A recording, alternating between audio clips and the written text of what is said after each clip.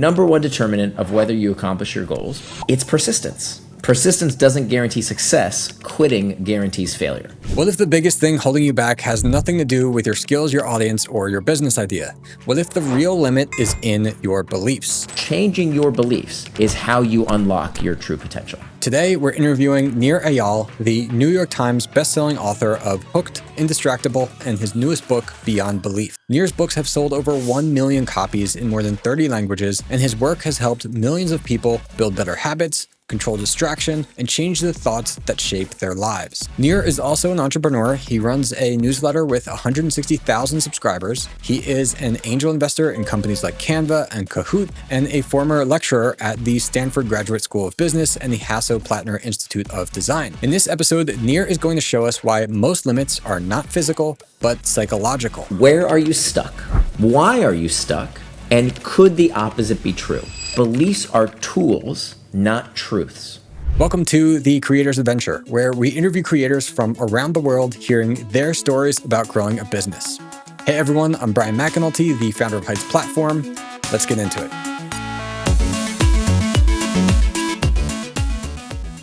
Nir, welcome to the show. Thank you so much. It's great to be with you, Brian. My first question for you today is, what is the biggest thing that either you did or you are doing that has helped you to achieve the freedom to do what you enjoy? I would say that what has given me more freedom than I thought possible is following my curiosity. That has been kind of the secret to my writing career, is that I don't write about what I know. I write about what I want to know, which is why I think I have the best job on earth, because whatever I'm curious about that I'm struggling with and I really want to know the answer to, it becomes a mystery. It becomes something I want to solve for myself. And after I read a bunch of books on the topic and heaps of academic literature, if I'm lucky, after 5 or 6 years, I find an answer to the problem I'm struggling with. And so that's what I constantly keep reminding myself, that I'm on the hunt for answers, and so I'm constantly following my curiosity. Cool. Yeah, I think we hear about people talking about the idea of that you should build in public, or you should share your story of what you're going through, and I think it's something that we don't believe is really the way to go with things, almost, because we think, oh well, that's not what people want to hear. They want to know my expertise or something right now. But people really can get attached to when they see somebody else has this passion or this interest, and they can follow along with what's happening there. Yeah. I'm not great about being too public with stuff, to be honest. Like I mean, in my books, I definitely do share what I'm struggling with. And I think that's why people resonate with it, is that I'm definitely sharing my personal struggles. But, there's so many different flavors of that. So I used to think that was the only way to do it, is that I have to, record what I'm going to have for breakfast today. And, I'm stuck in traffic, so I have to put that on Twitter. And I don't know, I don't like reading that stuff. I don't really care. And so I don't really like to post about it. But my medium, what I appreciate is when I have a question that a fellow author is dealing with, and if they're willing to be vulnerable and willing to take me on that journey with them, or even just a really interesting question, like, why does this weird thing happen in the world? And what's the secret truth that people aren't talking about? That's what gets me. That's what I want to know about. And that's what I like to write about. Yeah, I like that. And I think there's a lesson there, because I would agree. I don't want to create that kind of content on social media or anywhere, and I don't really enjoy to consume it. But if you can find for yourself what is that artifact or that medium for you to express yourself, whether that's a book or a podcast, whatever it is for you, that can be a way of doing it. Yeah. So in your book, Beyond Beliefs, you talk about how most limits aren't physical, they're psychological. What was the study, story, or personal experience that made that idea impossible for you to ignore? Yeah, so the book really starts from this question of, why are some people able to transform their lives? Why can some people change, accomplish their goals, go on to do great things, live out their dreams, and so many people can't? Or even within one individual, how is it that you can be so good in one area of your life and not in another? I've met people who are incredible professionally, have such success in the workplace, and yet their home life is a mess. or they're so talented in one area of their life, and yet their physical health is a mess. So, I've always been so curious about that, about how do you unlock human potential, for, again, selfishly following my own curiosity. Why is it that I kept getting stuck on some things? And I wanted to know the answer to that. And originally you would think it's that, some people just know better than others. They have some kind of secret formula. There's some kind of magic that they've discovered the rest of us don't have. But that's not it. Especially these days, I think we're drowning in information, and most of us know what it would take to accomplish our goals. We just don't want to do it, right? We know that to get in shape, you have to go to the gym and eat right. We know that to start a business, you got to work real hard for a long time and do things that other people don't want to do. To have a relationship, you have to be fully present with the people you love. We know this stuff, and yet so many times it doesn't happen for us. And I wanted to figure out why. And it turns out that the number one determinant of whether you accomplish your goals is not intelligence. It's not resources. It's not skill. It's not wisdom. It's not knowledge. It's not information. It's persistence. Because persistence doesn't guarantee failure, but persistence doesn't guarantee success. Quitting guarantees failure. And so it's as simple as that, right? It's pretty logical that the number one determinant of whether you will succeed is whether or not you quit. So what makes us quit? And it turns out that what makes us quit is not that we don't know what to do. Many of us know what to do. It's not that we don't want it bad enough. It's not just about discipline and self-control and willpower. It's that we don't have the right underlying beliefs. It's that beliefs are upstream of the kind of life we lead. And we don't even realize that we have so many of these limiting beliefs. I'll tell you a great study that illustrates this. How can somebody tell when the real limitation is actually a belief that maybe they haven't questioned? Yeah. So this is exactly what the book is all about. How do we know? And this is what makes it so tricky, because they're always hidden. They're always hidden, right? It's like your face. If I said, Brian, look at your face. How do you look at your face? You can't look at your face. We all have a face, but we can't look at our face. Not the way we can look at our hands or our feet. We can't look at our own face. We can see other people's faces, just like we can see other people's limiting beliefs, right? You can see your kids' limiting beliefs, your spouse's limiting beliefs, your boss, your coworkers, your colleagues. You can see everybody else's limitations. You can't see your own, because to you, they're hidden. So how do we see our limiting beliefs? The same way we see our face. We have to reflect. We have to take out something outside of ourselves, a mirror, to help us see our own face. Same goes with our limiting beliefs. We have to reflect in order to see them. And why is this so important? Why are our beliefs so critical? I'll tell you this study that really blew my mind. In the 1950s, there was a guy by the name of Kurt Richter, who was a biologist who had a very simple question. The question back then, this was a long time ago, 75 years ago, he wanted to know how long a rat could swim in water. I know it's a question on everybody's mind, but at the time it was a novel question. So he took a rat, he put it in a cylinder of water, and he stood there with a stopwatch, and he timed how long the rat could swim. It turns out a wild rat can swim, lo and behold, 15 minutes. That's how long a rat can swim nonstop, 15 minutes. Then he had another question. He wanted to know, could he extend the amount of time that the rat could swim for? Could he make the rat more persistent? How could he do that? Well, this time he took a new group of rats. He put them in the same cylinder of water, and he stood there with a timer as the rats swam. And at the 15-minute mark, when they started to get tired, when they started to give up, when they were just about to drown, Richter reached his hand in, pulled out the rat, dried it off, let it catch its breath, and then plunk back into the cylinder it went. Now, he did this a few times, and he conditioned the rats to expect that if they persisted, salvation might be possible. Something might save them. Now, have you heard this study before, Brian? I have heard you talking about it. You've heard me talking about it. Okay, so you know the answer. It was shocking. It's shocking, right? So when I ask people, how long did the rat swim for? Now that they'd been conditioned, how much longer did they swim? They started with 15 minutes. How much longer? So some people will say, 30 minutes, twice as long. They became 100% more persistent. Some people say 45 minutes, an hour of nonstop swimming, which would be incredible. That'd be mind-blowing if you could become 4 times more persistent at something, right? So if you could practice an instrument 4 times longer, if you could swim 4 times longer, if you could make those sales calls 4 times longer, that would be amazing if you could become 4 times more persistent. But the rats didn't swim for 60 minutes. They swam for 60 hours. Not 60 minutes, 60 hours of non-stop swimming. And the question, of course, is why? Nothing in the rats' bodies had changed. They didn't become Michael Phelps rats. Nothing in the environment had changed. Same cylinders of water. Something changed in their brains. That suddenly there was some kind of flip that was switched, and what was always within them, they always had the 60 hours within them, suddenly was unlocked. They were liberated from this belief that it was hopeless to keep swimming, and they sunk after 15 minutes. So you see the metaphor here. We're all giving up too soon. Not that quitting is wrong. Sometimes quitting is the right thing to do, but quitting too soon is a waste of human capital and potential. And that's what I'm on a mission to fight. It turns out that changing your beliefs is how you unlock your true potential, just like those rats. Yeah, that's incredible. So I've been in the fortunate position to be able to run this platform of creators. And I've seen now more than 10,000 creators that I've helped go through using our software and building their businesses on it.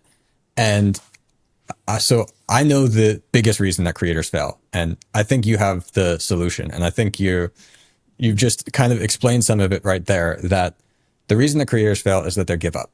I can point to countless examples of anyone who just kept continuing with something and their marketing is horrible. Maybe their product is horrible. Maybe their branding is horrible, but they found some level of success because they kept going with it. And every time I see somebody give up, I just wish that they could keep going a little bit longer because they were so close to something that they would have wanted. And so what would you say to them is how can they build that conditioning, just like the rat, to be able to have that belief that they can keep going? Can you see that? I'm so curious. Like when you see a creator, do you think to yourself, you're close because I know what you need to do? Or is it that you're not sure either, but you know they'll figure it out if they persisted? No, I think there have definitely been times where I can directly see it. Like some of these creators, like I don't get to speak with everybody, but the ones where like I get on a call or something with them, or we're helping them through support or something, and I get to see that the product that they've created, there's a lot of times where I see something and I can tell that like they really know what they're talking about. They're really passionate about this. They really have something there, but maybe they haven't found the audience for it yet for whatever reason. And then if they eventually cancel their account or something like this, then yeah, I feel a bit sad that they weren't able to keep going with that, because I know that they cared about it and they know that they really had something there. Yeah. And is it that you can see like, I know where your audience is, like just keep going, the audience is there? Or is it that, like, I'm just so curious, like, no, are you Richter in this experiment? Like, do you know the answer and they just like, they don't? Or is it that you think, well, you'll find it if you just don't quit?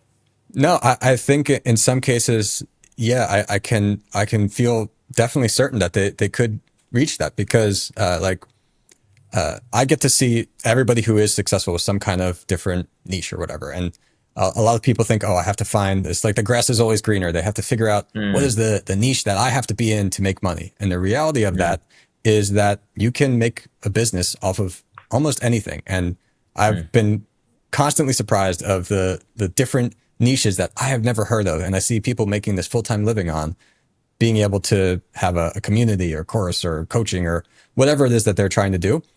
And so I know that there's something out there where if you have something that you can help make some kind of positive change in somebody's life, I know that there is an option out there, but yeah, they haven't figured out the way to make that connect yet.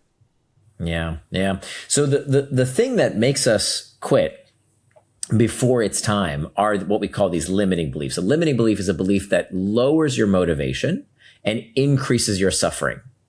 Whereas a liberating belief increases your motivation and decreases your suffering. And the big unlock, like if you want the secret to life, really, I don't say that flippantly, because this is not a scam. This is science. That if you really want to know the secret to success, it's being able to separate pain from suffering. That's really it.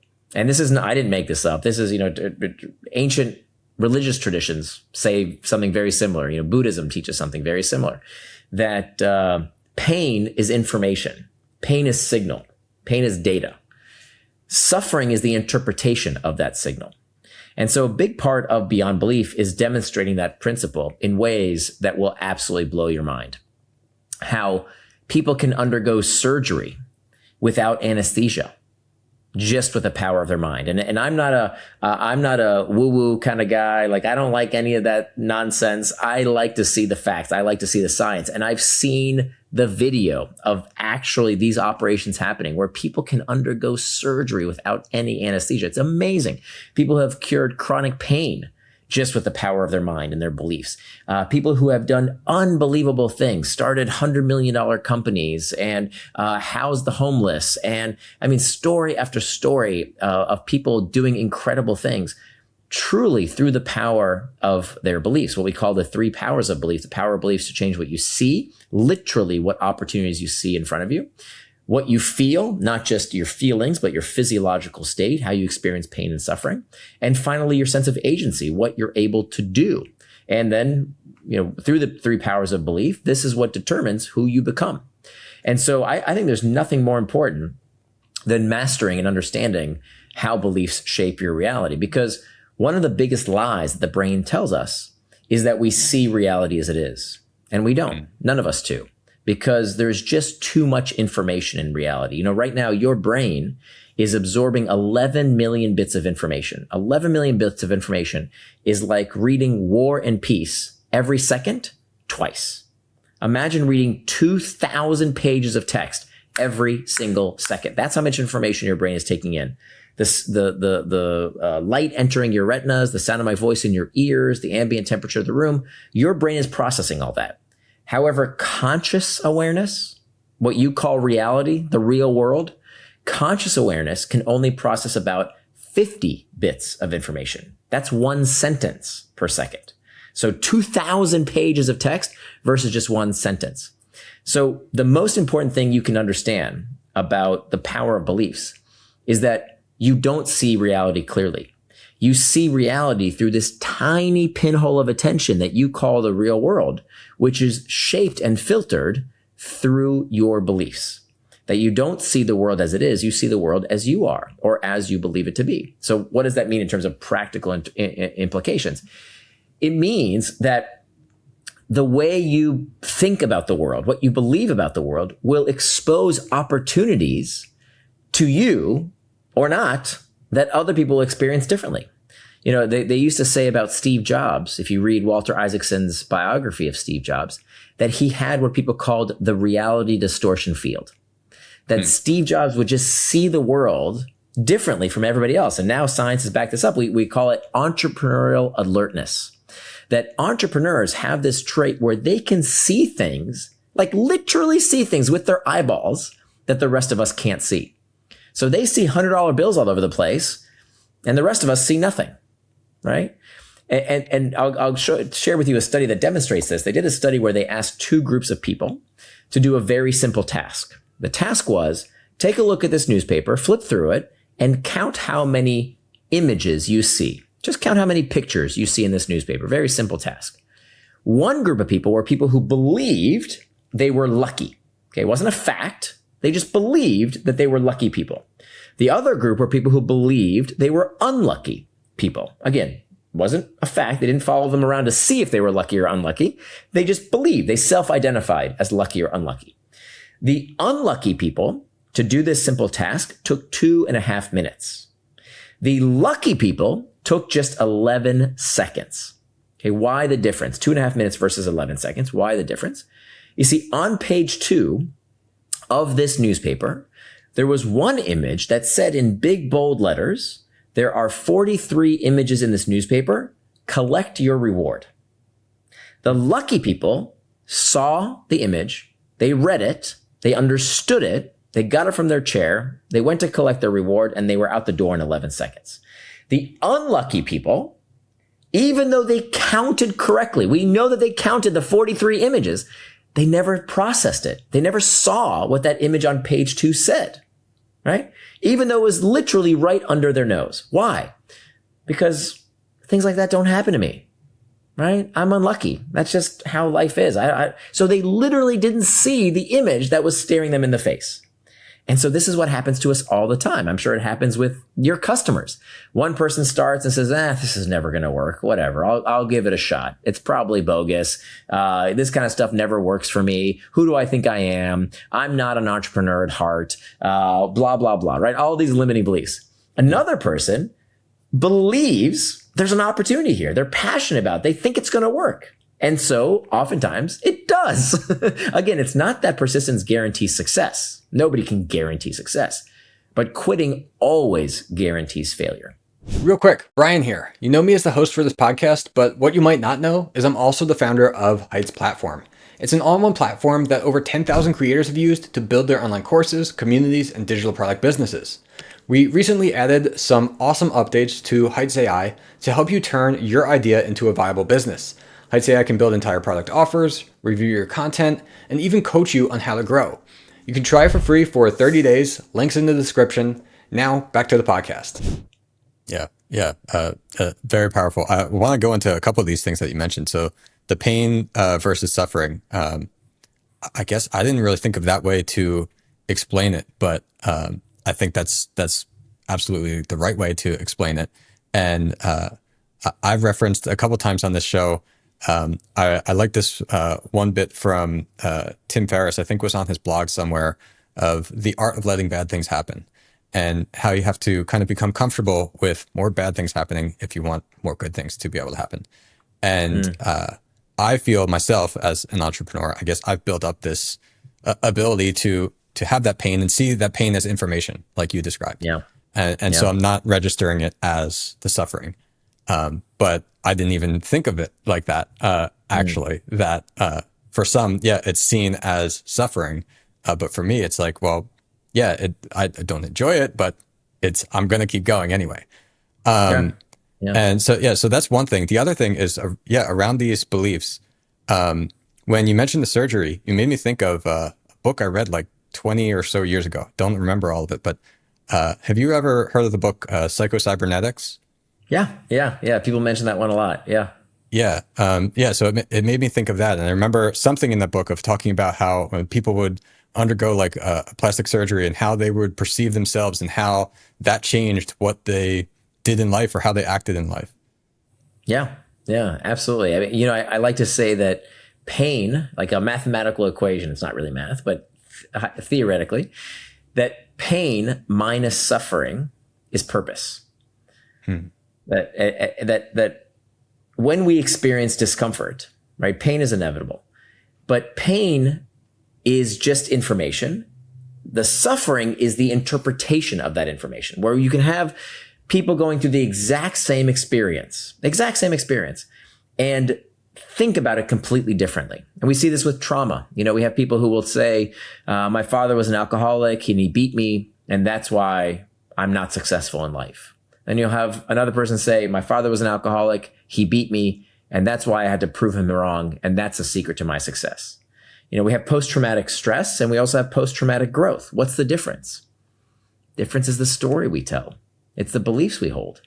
And so that is the major unlock to life, is that whether it's our physical health, whether it's our financial security, our business, our relationships, it's all about that interpretation. Now, this doesn't mean, hunky-dory positivity. It doesn't mean manifesting. It doesn't mean vision boarding. It doesn't mean any of that stuff. In fact, a lot of that stuff not only doesn't work, is actively harmful because people aren't doing it right.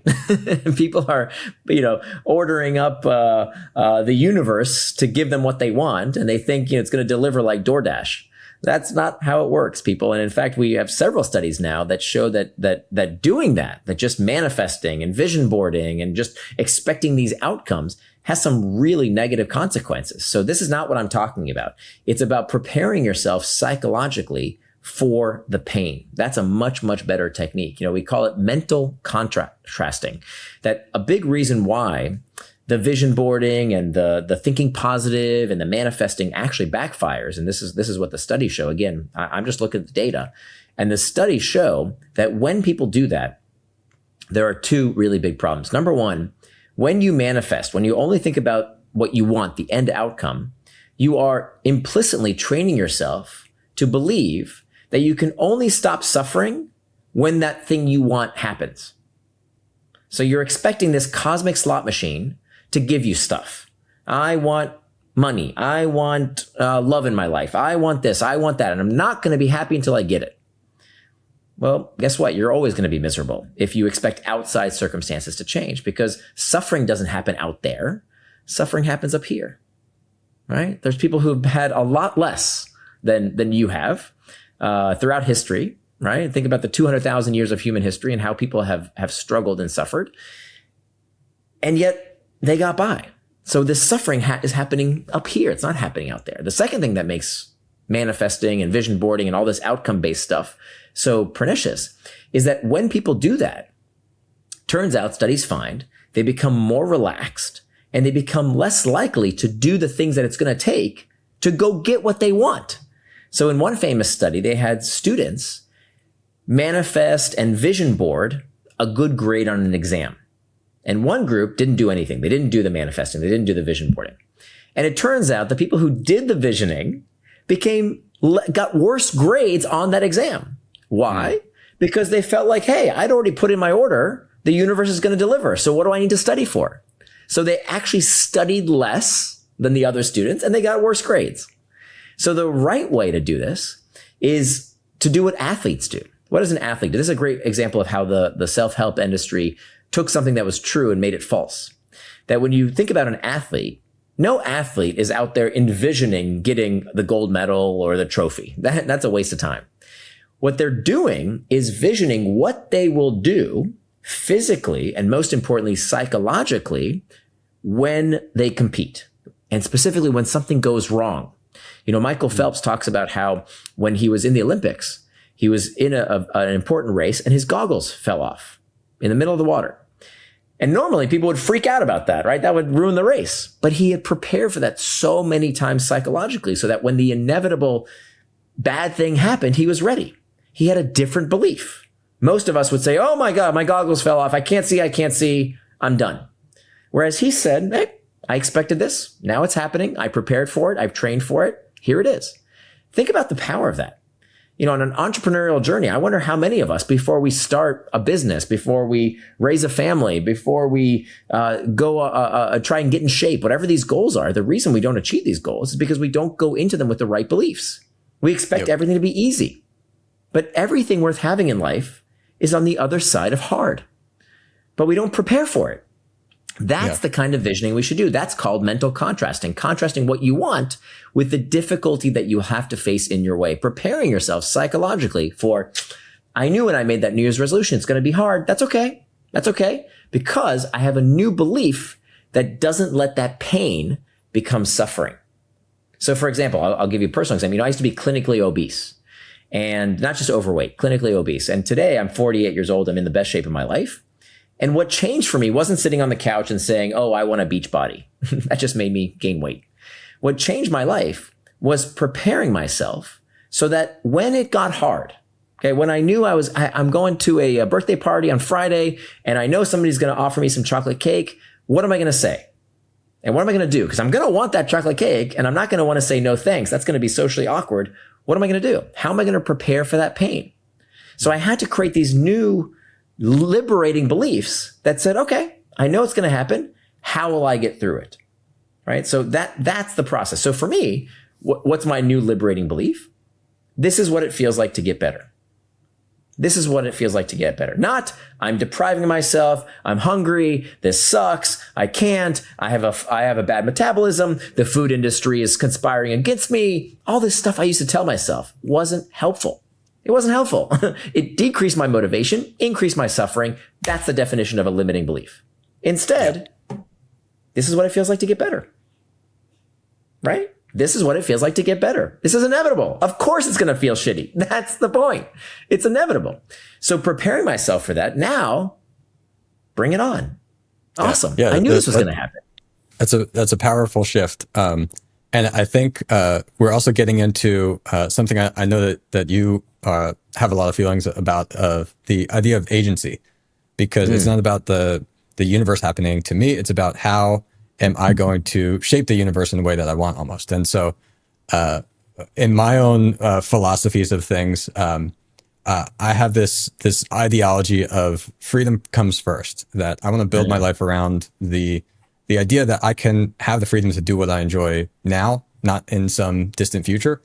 And for me, I believe that the idea of freedom, as I would define it, comes down to three ingredients: agency plus risk plus truth. You need all of those things to have what I would call freedom.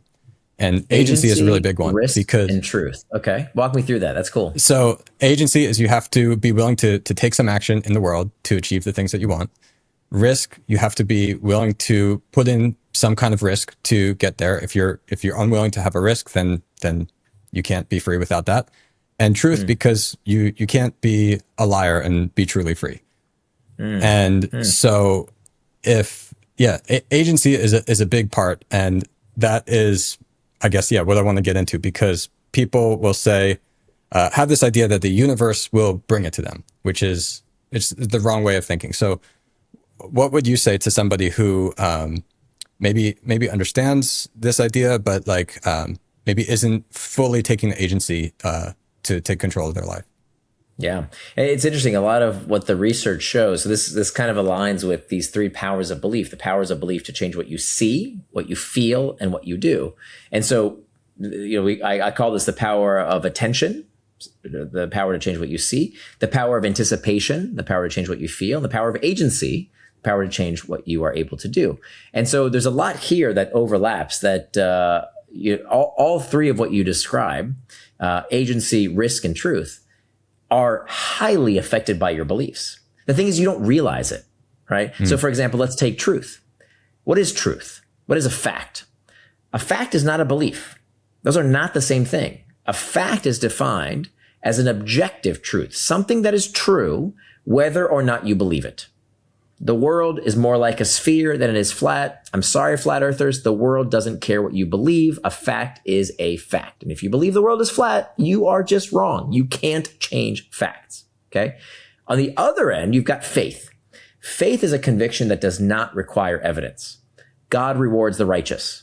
No evidence is required. It's a matter of faith. And you're not going to change someone's mind by presenting them with evidence, because they don't require it. Belief is neither of those two things. A belief is a conviction that is open to revision based on new evidence. So it's not out of thin air. It's based on evidence. So the beauty of beliefs, the reason that they are so amazing and underutilized, is that unlike faith, which people almost never change, unlike facts, which you cannot change, beliefs are malleable. So the most important thing I can impart to folks based on my 6 years of research is that beliefs are tools, not truths. Beliefs are tools, not truths. And they directly affect exactly your principles of agency. Beliefs will determine what you are able to do.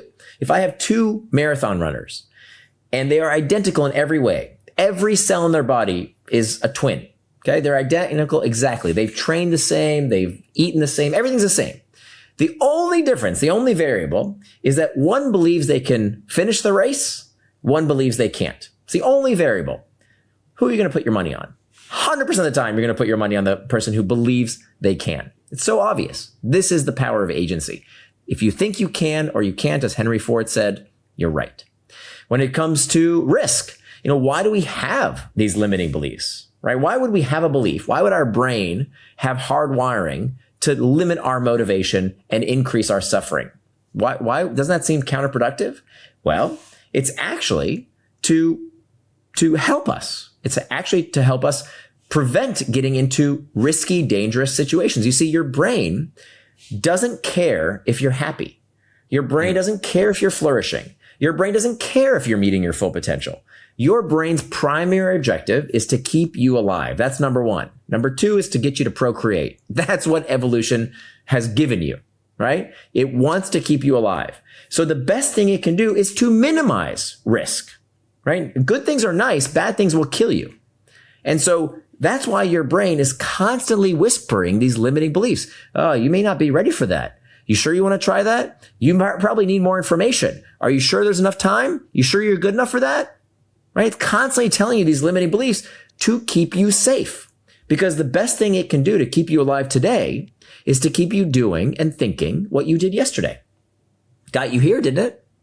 And then when it comes to truth, right? Well, your brain is constantly trying to assess what is true.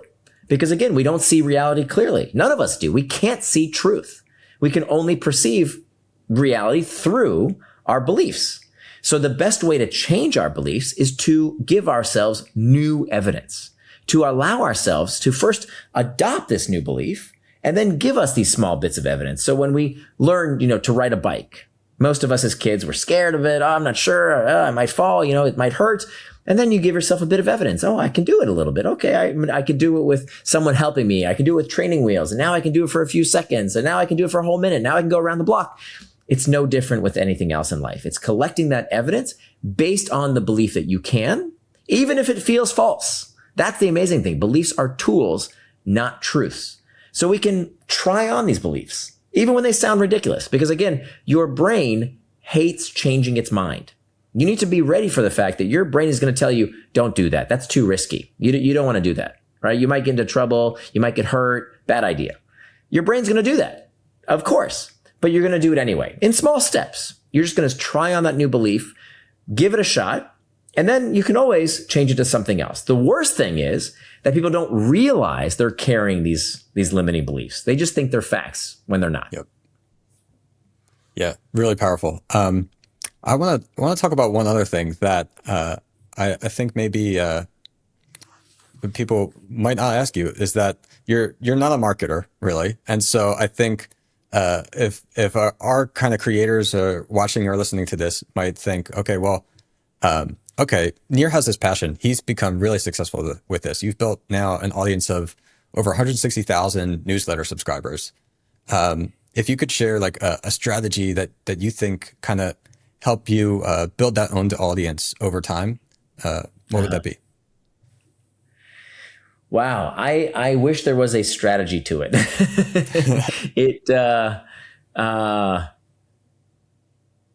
I think I'm just sharing what works for me. I'm not trying to change anybody. I'm just super passionate about what's worked. And my particular, my audience, I like to call them ambitious skeptics. I don't want it's not that I want, but people who are, who don't need the evidence, don't follow me. I annoy them when I tell them that manifesting doesn't work. I annoy them when I tell them that, there's not much evidence for chakras and mumbo jumbo and stuff like that. But the thing is, I've kind of come around on that stuff because, when you study the placebo effect, you realize that these people are right for the wrong reasons. So I kind of come around and say, if it works, do it. What I guess annoys me is when we don't have the intellectual humility to recognize that what we think, what is our faith is not a fact, right? When we're not open to new evidence. So anyway, yes. I'm kind of getting away from your question, but I think what really drives me is looking for this, where we started this conversation. I'm looking for undiscovered truths, the things that people aren't willing to say, that are a bit uncomfortable, that I'm going to call people out on, and hopefully they'll call me out on. I mean, the best thing anyone can do for me, my love language, is for someone to prove me wrong. I love it. There's nothing better, right? Even though I think in American culture, I think we're too easily offended, right? When someone argues with you, they're being rude. No, they're not.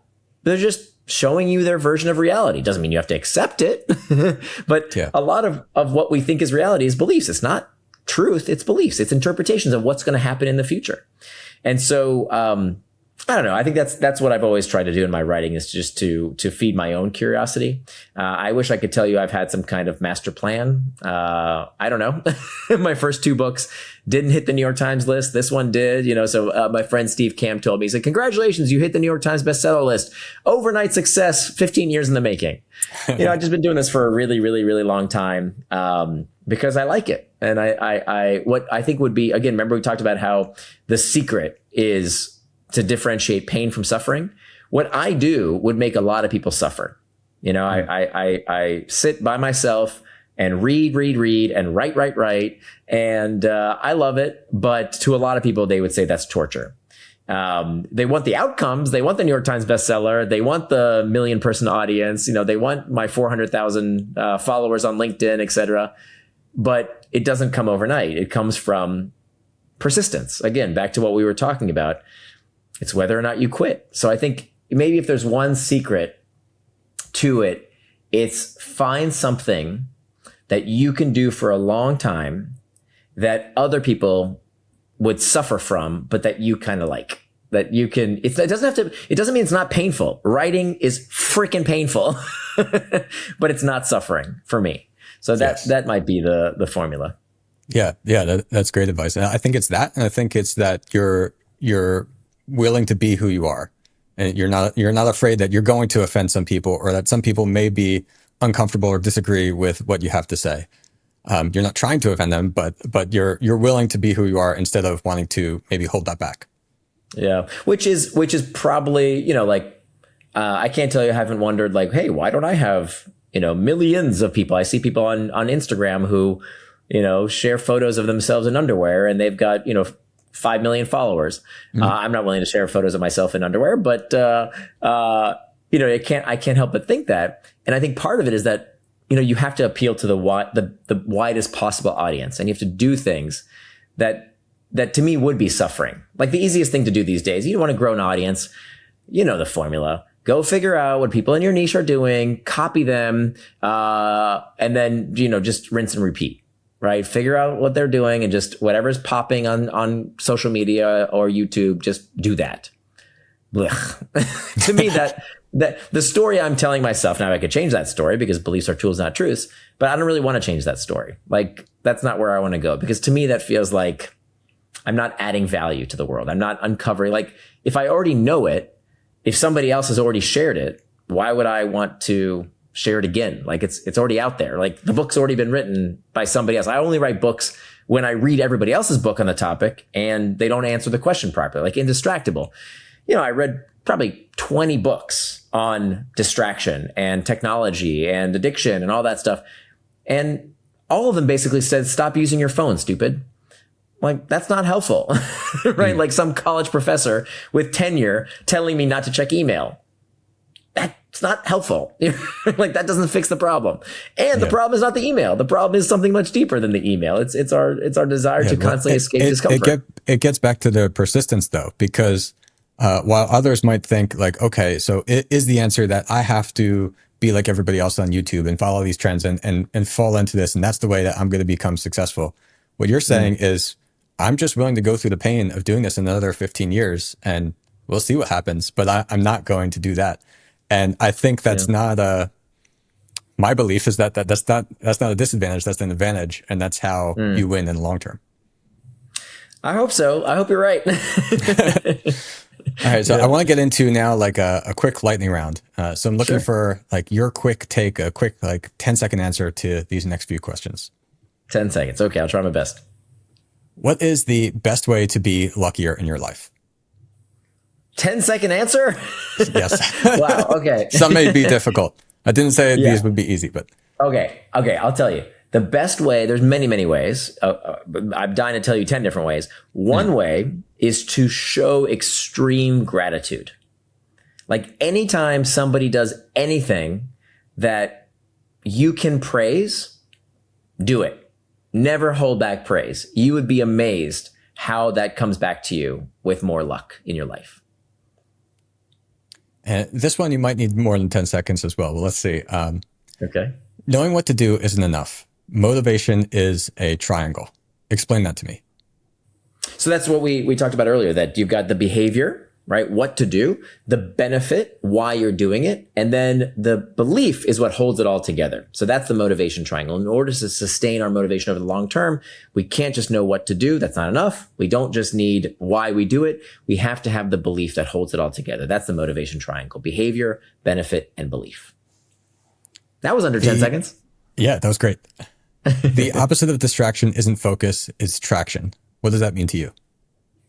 So traction is any action that pulls you towards what you said you were going to do. Things that move you closer to your values, help you become the person you want to become.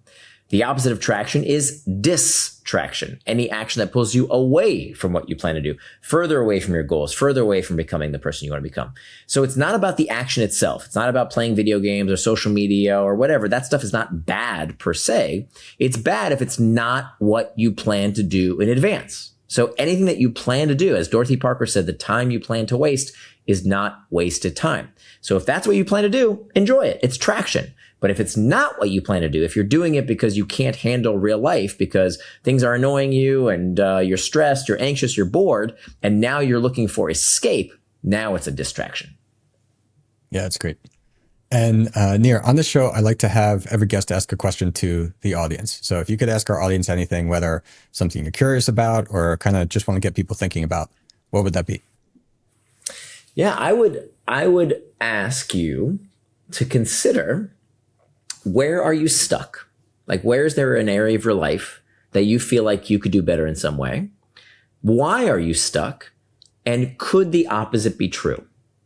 So I'll give you 3 questions there. Could the opposite reason, whatever the reason is that you are sure is a fact as to why you're stuck, could the exact opposite be true? Try that on for size. Yeah, I love that. Yeah. Challenge yourself to kind of go out there and discover the beliefs that you may find to really just be beliefs and not facts. That's right. Awesome. Well, Nir, this was a great interview. Before we get going, where else can people find you online? For sure, yeah. So my website is called nirandfar.com, but Nir is spelled like my first name, so it's Nir and far.com. And I'll give you a link in the show notes for a 5-minute belief change guide. We couldn't fit it in the final edition of the book, so we decided to give it away for free. It's totally no cost, nothing. You can get that on my website as well, and we'll give you the link for the show notes. All right, awesome. Thanks so much. Thanks, Brian. I'd like to take a moment to invite you to join our free community of over 5,000 creators at creatorclimb.com. If you enjoyed this episode and want to hear more, check out the Heights Platform YouTube channel every Tuesday at 9 a.m. US Central. To get notified when new episodes release, join our newsletter at thecreatorsadventure.com. Until then, keep learning, and I'll see you in the next episode.